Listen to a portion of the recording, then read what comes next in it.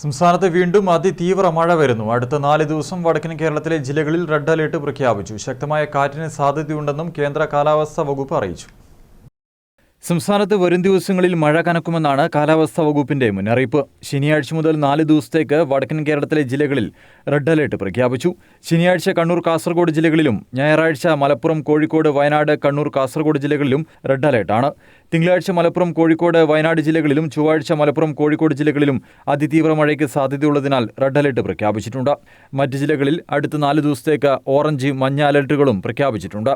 മഴ തുടരുന്ന സാഹചര്യത്തിൽ മണ്ണിടിച്ചിലിനും ഉരുൾപൊട്ടലിനും സാധ്യതയുണ്ടെന്നും അതീവ ജാഗ്രത പാലിക്കണമെന്നും നിർദ്ദേശമുണ്ട്. തിങ്കളാഴ്ച വരെ ഒറ്റപ്പെട്ടയിടങ്ങളിൽ മണിക്കൂറിൽ 50 മുതൽ 60 കിലോമീറ്റർ വരെ വേഗതയിൽ ശക്തമായ കാറ്റിന് സാധ്യതയുള്ളതായും കേന്ദ്ര കാലാവസ്ഥാ വകുപ്പ് അറിയിച്ചു. News desk, Kannur vision.